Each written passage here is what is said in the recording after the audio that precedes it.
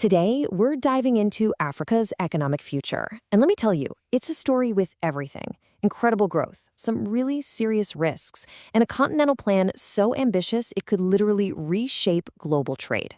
So let's just kick things off with a number that'll probably make you sit up and take notice.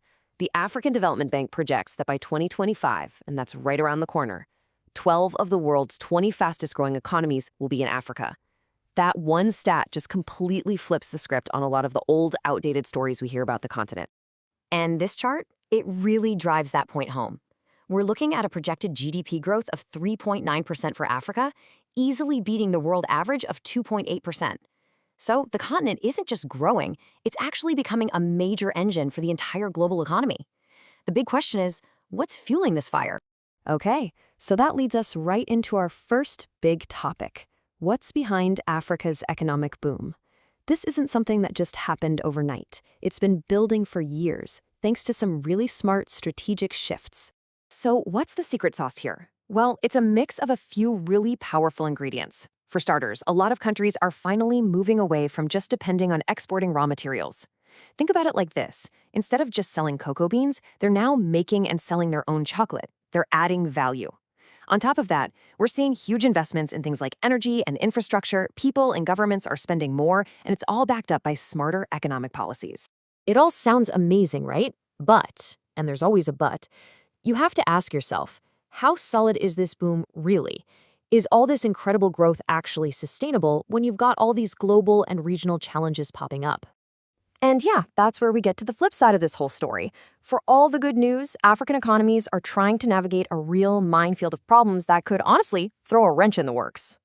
And these aren't small bumps in the road. We're talking about serious geopolitical conflicts, climate disasters like droughts and floods that wreck economies, and inflation that just won't quit.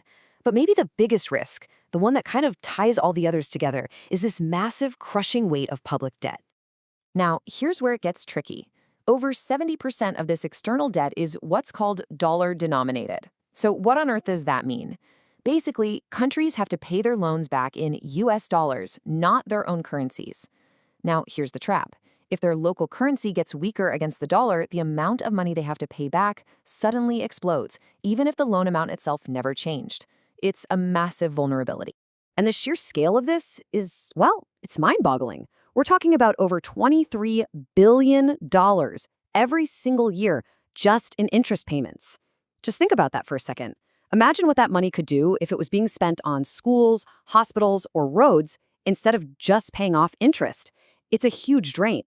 So that's the big puzzle, right? You've got this incredible potential on one side and these huge risks on the other. What's the path forward? How can the continent build an economy that's more stable and self-sufficient? Well, a lot of leaders and economists think the answer is something that's being called a game changer. It's the African Continental Free Trade Area, or the AfCFTA for short. So let's dig into how this incredibly ambitious plan is trying to build a whole new economic foundation for the continent. And when we say this thing is big, we mean it's historic. It is the largest free trade area on the planet by the number of countries involved. The whole idea is to unite 1.3 billion people into one single market, making it way easier for African countries to do business with, well, each other. This slide does a fantastic job of showing the huge shift in thinking. On the left, you've got the old way. Africa ships out raw materials like oil and minerals, then it imports expensive finished goods. That model makes you really vulnerable. But on the right, that's the new vision. It's all about making more valuable things within Africa. Instead of shipping out raw stuff, the goal is to build cars, process food, and make textiles right there on the continent. And if you're wondering why that shift is so important, just look at this. You can clearly see that Africa's biggest trading partners are Europe and China, way outside the continent. Trade between African countries themselves is actually pretty small. The AfCFTA is designed to completely change that picture, to make that green bar for Africa way, way big. So how is it supposed to work? It really comes down to three big goals. First, you get rid of the tariffs, the taxes on goods crossing borders. Second, you cut through all the red tape and different rules that make it so slow and expensive to trade. And third, once those walls are down, the ultimate goal is to just supercharge trade between African nations.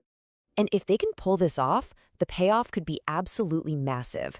We're talking about the potential to raise the continent's income by $450 billion by 2035, boost exports by $560 billion, and increase trade within Africa by over 40%. These aren't just numbers on a spreadsheet. That translates to millions of new jobs and a huge step in fighting poverty. This quote from Ambassador Albert Muchanga really hits the nail on the head. He's basically saying, look, on their own, a lot of African economies are small fish in a huge global pond. But if they team up and act as one big, integrated market, they become a whale. But here's the thing. A grand plan on paper is one thing. Turning all of this incredible potential into reality, well, that's a whole different ballgame. It's going to take a ton of work, investment, and teamwork. Because the trade deal itself is really just the starting gun. To make it work, you have to actually build the roads, the railways, and the power grids to connect everyone. You need the politicians to stay on the same page and keep pushing forward. You need to get everyone playing by the same rules for things like e-commerce. And, maybe most importantly, you need to help businesses on the ground understand how to actually use this giant new marketplace. So in the end, you have to see the AfCFTA as way more than just a trade deal. It's really a blueprint for a total economic transformation. It's a plan to industrialize, to create jobs, and to build an economy that's stronger, more self-reliant, and better able to serve its own people. And that leaves us right here with this one massive, fascinating question. All the pieces are on the board. A young and growing population, incredible resources, and now the world's largest free trade area. The challenges are absolutely real, but the potential is undeniable. Is Africa poised not just to participate in the global economy, but to actually define the next era of global growth?